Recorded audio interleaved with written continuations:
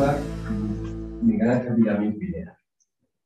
Es doctor en filosofía por la Universidad Javeriana de Bogotá, Colombia, magíster en filosofía latinoamericana y licenciado en filosofía y letras por la Universidad de Santo Tomás, Bogotá. Sus líneas de investigación son la fenomenología, la ética, la psicología y la filosofía de la experimentación. Ha publicado varios libros, entre los que destaca Emociones humanas y éticas de 2017, Valores y derechos humanos de 2009, anterior, Por los senderos del filosofar, también de 2009, y Fenomenología del cuerpo y su mirada. Actualmente es profesor e investigador del Departamento de Humanidades e Información Integral de la Universidad Santo Tomás. Tiene la palabra. Muchas gracias. Voy a leer para sintetizar un poco más.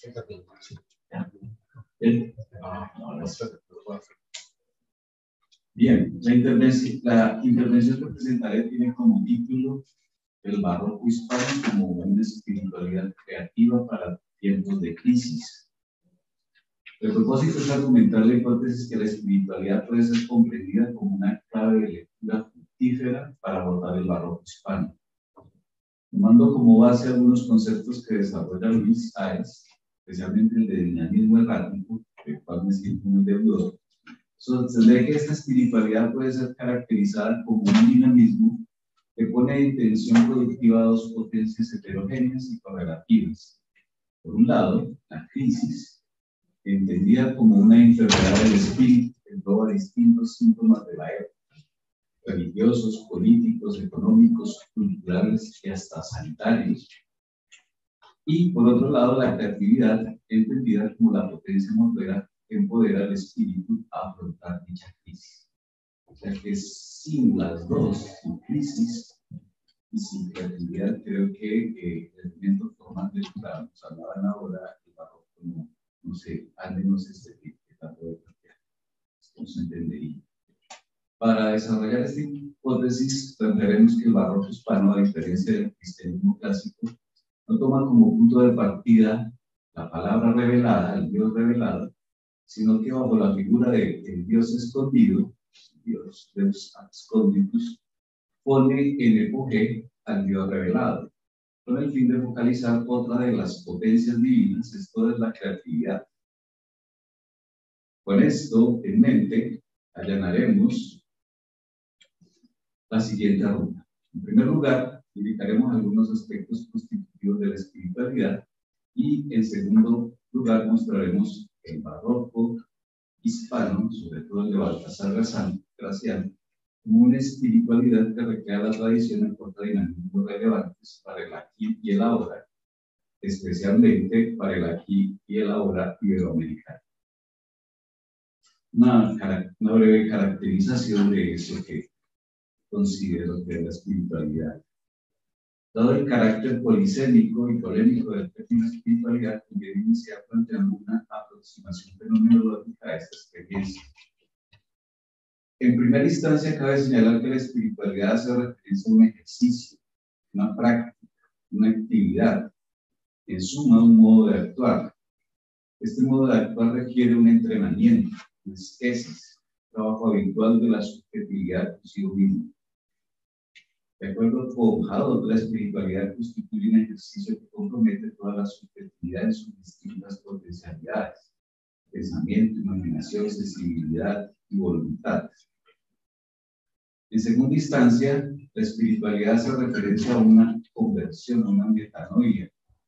Esto es un cambio radical de la subjetividad, es decir, alude a una transformación o metamorfosis cualitativa del sí mismo de cara a una captación distinta de la realidad y al logro de una vida buena. En tercera instancia, la espiritualidad se refiere a un viaje que parte de problemas y preguntas existenciales que atañen a la vida y a su orientación en el mundo. En su viaje espiritual, el Homo Viator da relevancia no a una meta preestablecida o a una respuesta al uso, sino al viajar mismo. Caminante no hay camino, se hace camino al andar, lo dice el poeta. La búsqueda, más que el hallazgo, constituye la potencia espiritual por excelencia. De ahí que comúnmente los viajes espirituales llevan a las personas hacia parajes inéditos. En cuarta instancia, cabe señalar que la espiritualidad se refiere a un paso obligado por el aquí y el ahora del mundo sociocultural. Este paso no tiene como fin cimentar el mundo, sino ponerlo en sospecha, cuestionarlo, resistirlo o recrearlo. El potencial itinerante de la espiritualidad propende por un mundo u otro, como diría Foucault. Con frecuencia la espiritualidad tiende a conmocionar las dinámicas políticas, económicas, religiosas y cotidianas que estructuran el mundo sociocultural.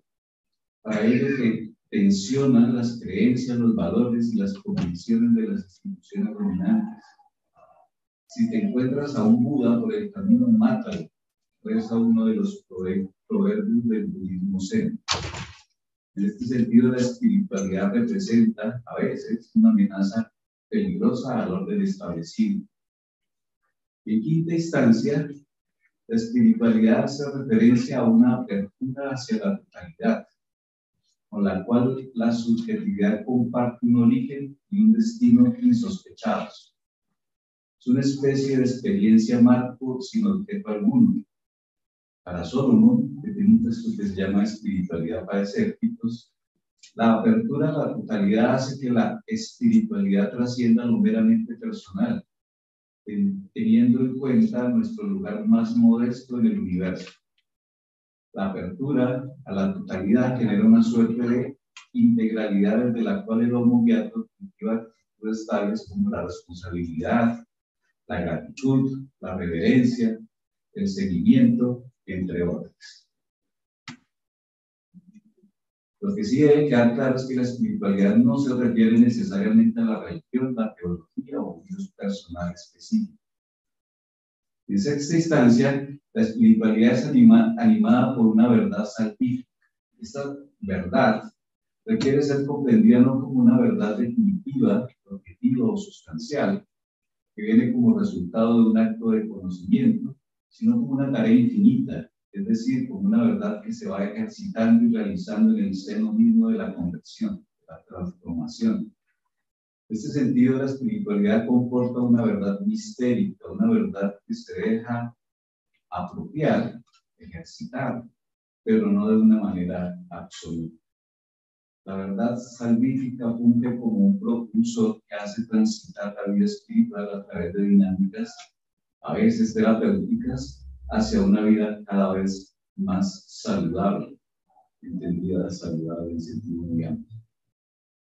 En séptima y última instancia, la espiritualidad hace referencia a una experiencia comunicable. Si bien el acceso a la verdad salvífica se conjuga en primera persona del singular, la dinámica espiritual lleva la impronta de nosotros. La espiritualidad es comunicable a medida que se contagia de otros y tiende a contagiar a otros. La familia, la amistad, la comunidad, entre otros, son los escenarios que, acudiendo a una frase del maestro Cerezo, en donde la espiritualidad se hace conversable. Bien, ahora voy a entrar ya al segundo punto, que es el barroco en la perspectiva de Baltasar Gracián, a tratar de mostrarla como un modo de espiritualidad para tiempos de crisis. Conviene iniciar señalando que Gracián fue educado a la luz de la raza estudión de la Compañía de Jesús y que la herencia jesuita aporta claves significativas para la comprensión de la espiritualidad graciana, especialmente en lo que atañe a los ejercicios espirituales. No obstante, el barroco hispano introduce algunas discontinuidades en relación con la espiritualidad cristiana en general y con la jesuita en particular. Cabe señalar que estas discontinuidades deben ser vistas a la luz del contexto histórico del siglo XVII, el cual da cuenta de una crisis espiritual tanto de la época como de la misma compañía de Jesús. Tales discontinuidades resultan medulares, ya que atañen a un giro pesimista respecto de la comprensión del mundo, Dios y el hombre. El mundo es concebido como un teatro humano corrupto, Dios como un ser escondido y el hombre como una criatura propensa al engaño. Nuestra hipótesis es que dicho giro pesimista tiene un doble propósito. Por un lado, poner en apogeo al mundo humano, a Dios y la palabra revelada, y por otro, mostrar la creación de sí mismo como un modo de espiritualidad genuino para tiempos de crisis. La apogeo al mundo humano se comprende mejor si vemos a Gracián y a los demás representantes del barroco hispano como hijos de una sociedad en crisis. El siglo XVII es escenario de un drama que conmociona al hombre hispano en sus aspiraciones espirituales más profundas.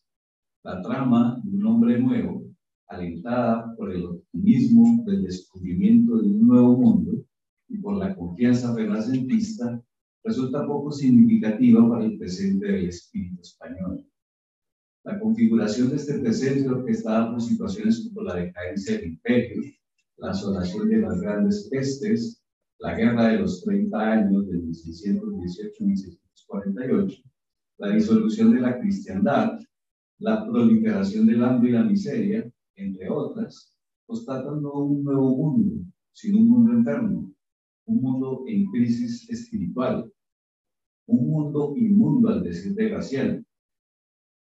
Que a este llamen mundo, hasta el nombre miente, alzóselo al revés, llámese inmundo y de todas maneras disparatado, dice Gracián. La concepción del mundo que ofrece Gracián dista de aquella que presentara Loyola en los orígenes de la Compañía de Jesús. El proyecto ignaciano surge con la firme esperanza de construir el reino de Dios a partir del mundo. En este sentido, el mundo es visto como el campo de una batalla espiritual que es posible ganar. De ahí que la misión jesuita sea convocar y empoderar una milicia capaz de derrotar al príncipe del engaño y de esta manera instaurar el reino de Dios hasta los confines de la tierra. Ahora bien, el ímpetu reformador y transformador propio del jesuitismo germinal decae en la cosmovisión graciana. La concepción del mundo que presenta Gracián, instalada por la crisis del siglo XVII, es más proclive a la malicia, la corrupción y el engaño que a la salvación. Los sinceros son amados, pero engañados. El mayor artificio sea encubrirlos, se tiene por engaño.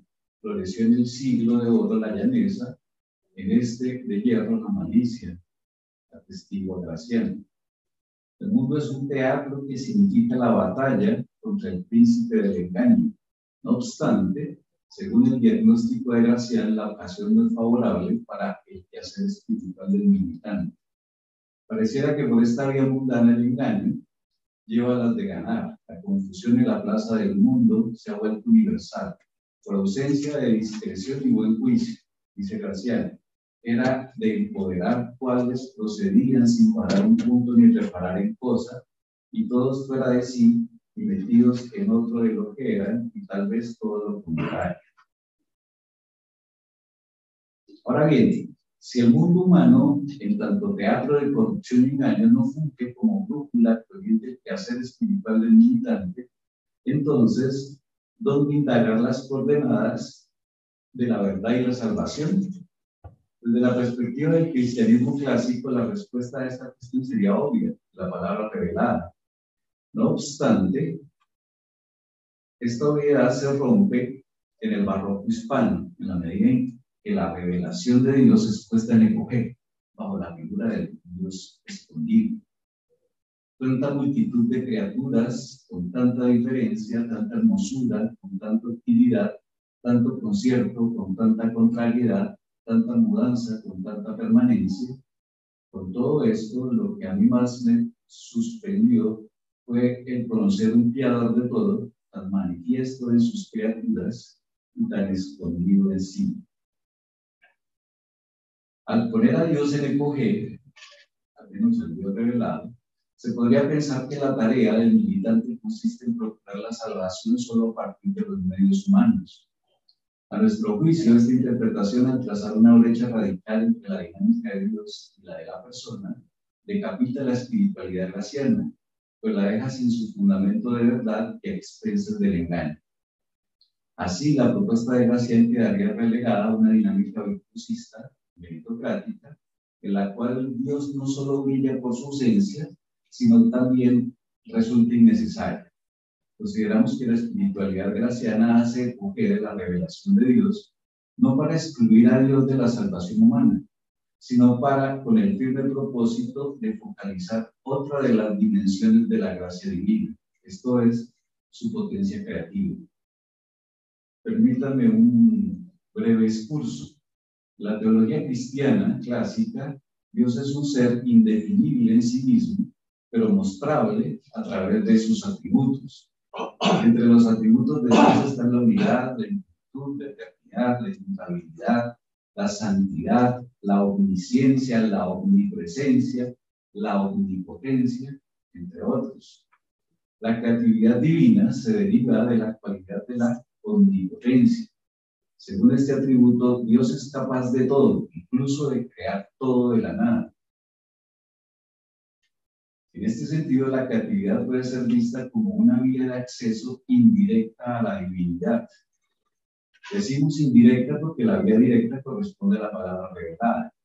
Por otra parte, conviene señalar la apropiación que hace esta teología de la doctrina de las semillas del verbo, el logos espermatozoide, planteada inicialmente por la física estoica. Las semillas del verbo hacen referencia al inicio de las cosas naturales. Lo importante es ver, por un lado, en estas semillas convergen dos fuerzas heterogéneas y correlativas, el fluir original y el poder creativo del ser. Y por otro lado, que dicho fluir original se actualiza aquí y ahora en cada obra creativa. La doctrina de las semillas del verbo, además de abrir un acceso indirecto a la divinidad, constituye un posible lugar de diálogo entre espiritualidades teístas y seculares. Cierro el discurso y vuelvo a Gracián. Decíamos que la espiritualidad graciana hace coger la revelación de Dios no para excluir a Dios de la salvación humana, sino con el primer propósito de focalizar el otro atributo divino, la omnipotencia creativa. La dinámica creativa de las personas graciana hace confluir tanto la potencia del libre albedrío humano como la potencia de la gracia divina. En este sentido, la creatividad constituye una fuente de luz divina que, aunque haya sido eclipsada en el teatro del mundo, continúa orientando al militante su camino hacia la verdad y la salvación. Cabe reiterar que la creatividad, en tanto fuente de luz, no opera como una revelación directa, como suele suceder en la palabra revelada, sino como una luz oblicua que muestra a Dios de manera indirecta. Es decir, la creatividad constituye un faro que, desde la inmanencia de la obra creada, vierte luz de manera indirecta sobre la trascendencia del creador. En este contexto, la creatividad opera como una presencia fehaciente de un Dios ausente o escondido. A nuestro juicio, la creatividad emerge como el resultado positivo del empuje que plantea Gracián frente al mundo humano de la época, y frente a la revelación directa de Dios, Dios escondido. De ahí que la propuesta graciana pueda ser vista como un modo de espiritualidad que procura no una fuga mundi, sino un combate en el que el militante lucha contra la crisis del mundo presente a partir de la actualización de la potencia creativa de Dios. De esta manera, la obra de Gracián indica que la imagen y semejanza de Dios haya su cumplimiento en el acto mismo de la creación. La persona se asemeja a Dios en la medida en que ponga en obra su capacidad de crear. Al crear, la persona entra en comunión con Dios y participa de su plan salvífico. La tarea del militante, entonces, consiste en crear, comenzando por la autocreación de sí mismo. Así, el hacerse persona funge como una autotrascendencia creativa de sí mismo. Para Gracián, la persona no es una sustancia específica, como lo es para Boecio, sino un hacerse, un despliegue, un dinamismo, que requiere poner en juego las capacidades propias o miras a la formación de una personalidad. No se nace hecho, dice Gracián, base de cada día perfeccionando a la persona en el empleo hasta llegar al punto del consumado ser. Más que un ser acabado, la persona es una tarea infinita, un tener que llegar a ser. Más que un ser acabado, para emprender la tarea infinita de hacerse persona, el militante requiere apropiar una fuerza inicial que no es dada por él mismo. Gracián denomina caudal a este movimiento inicial. El caudal indica, por un lado, la fuente indisponible y espontánea de donde surge la potencia, y por el otro, la posibilidad de apropiar y orientar dicha potencia. De acuerdo con Gracián, la grandeza de la persona pone en obra un gran caudal que la antecede, abro comillas. Todos los grandes reyes eternizados en los archivos de la fama, en los inmortales catálogos del aplauso, fueron de gran caudal, que sin este no puede haber grandeza. El gran caudal no es obra privativa de la persona, sino participación de ésta en el modus operandi divino, es decir, en el caudal sumo. La valentía, la prontitud, la sutileza, el ingenio, sol que es de este mundo en cifras, sino rayo, vislumbre de divinidad.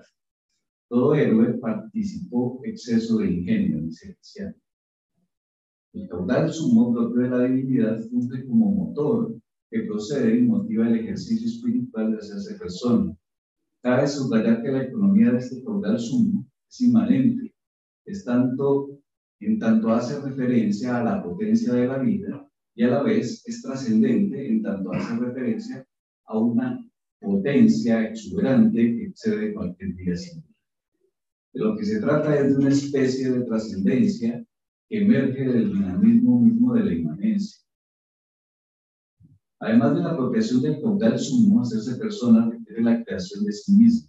Gracián, a diferencia del jesuitismo antecedente y del humanismo clásico, enfatiza más la capacidad de invención, que de imitación, de ahí que los ejercicios espirituales propuestos por Gracián apuntan más a la producción inédita y creativa de medios, que a la invitación de personalidades ejemplares históricas como la de Jesús de Nazaret o la de otros santos representativos. La tarea de hacerse persona implica el ejercicio de una dinámica que a nuestro juicio resulta autopoética, pues requiere el despliegue de las capacidades de la criatura divisa con las circunstancias en las que ella se encuentra inmersa. En palabras de Gracián, nace bárbaro el hombre, redímese de bestia cultivándose. Pero en el cultivo de la persona requiere también las circunstancias. Es decir, en esta dinámica de creación de sí mismo, según Gracián, cobra relevancia tanto la capacidad creativa propia de la criatura como la manera por medio de la cual dicha capacidad es desplegada en ocasiones específicas. La tarea de hacerse persona, entonces, funge como una dinámica de maduración de la capacidad creativa de las criaturas, la cual pone en obra el libre albedrío en tensión con las potencias mundanas de la ocasión, propiciando así la emergencia de la potencia inventiva por excelencia, esto es, el ingenio. Gracián caracteriza el ingenio como una inteligencia práctica que potencia a la criatura a afrontar los problemas acuciantes, discernir los desempeños posibles y resolver las dificultades de manera creativa. Cuando el asunto del reparo es grande, solicita el ingenio a discurrir y a que no se contente con uno ni con dos desempeños, sino que multiplique las soluciones valientes, dice Gracián. Así el ingenio empodera a la criatura a recrear la realidad y a fraguarse su propia personalidad de manera heroica. La valentía, la prontitud, la sutileza, el ingenio, son el de este mundo en cifra. Todo héroe participó exceso de ingenio, dice Gracián. Ahora bien, el ingenio, en tanto potencia correlativa del libre albedrío, no siempre acierta.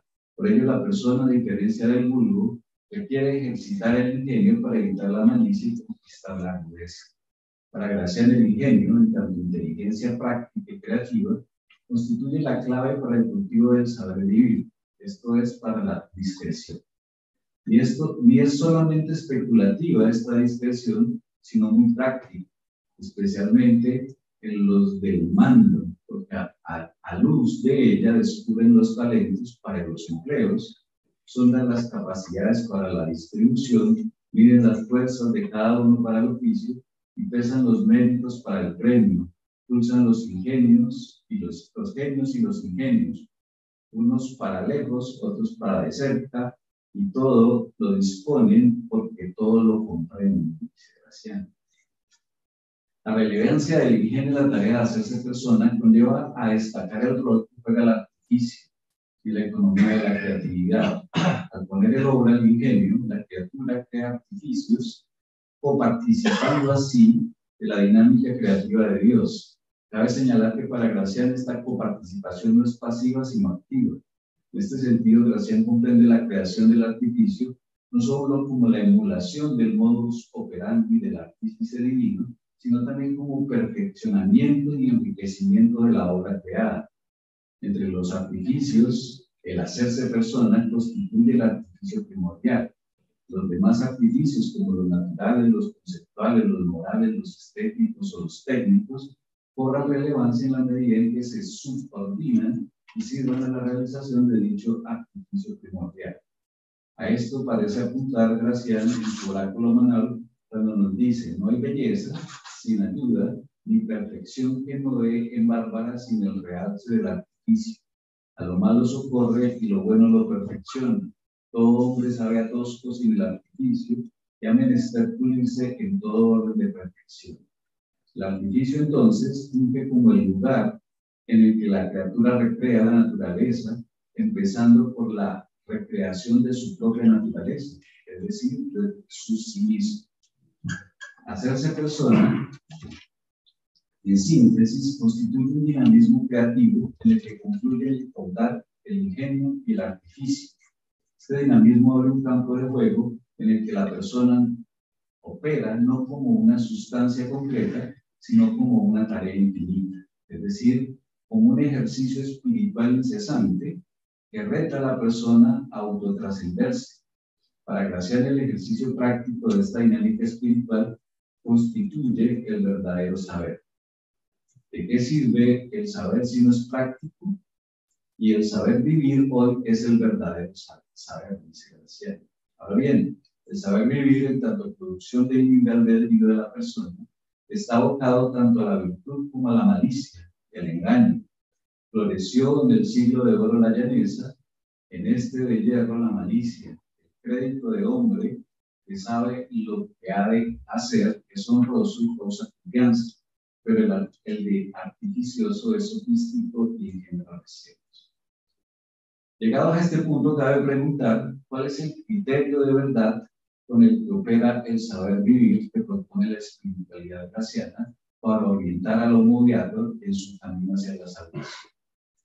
Consideramos que este criterio de verdad que opera esta espiritualidad es dinámico. Consiste en ejercitar de manera infinita la creatividad, con la firme creencia que al entrar en esa dinámica, la persona sintoniza con la potencia de Dios creador. Este criterio permite discernir, por un lado, el engaño propiciado por aquellas criaturas que debilitan, paralizan o corrompen la fuerza creativa, y, por otro lado, la interesa, agenciada por aquellas criaturas que coparticipan de la divinidad, poniendo en obra su potencia creativa, su potencial creativo. A nuestro juicio, este criterio de verdad constituye una clave significativa para comprender las principales dinámicas espirituales del hispano barroco, a saber, el desengaño y el hacerse persona. A la luz de este criterio, el militante desengañado puede llegar a hacer planear la verdad eterna en el desierto de la nada. La persona accede a Dios no solo por medio de la revelación de la palabra en el mundo, sino también participando de la creatividad divina. Otra forma de cumplimiento de la imagen y semejanza consiste en ser creativos como el Creador Supremo. A esto parece apuntar Graciano a la hora de afirmar que han de procurar los medios humanos como si no hubiese divinos. Hasta ahí, Graciela. Seguiría la otra parte, pero creo que terminó mi tiempo. Y pues preferiría plantearlo que sería más, bueno, esto y barroco latinoamericano, y abrir un poco la discusión en esa dirección. Muchas gracias.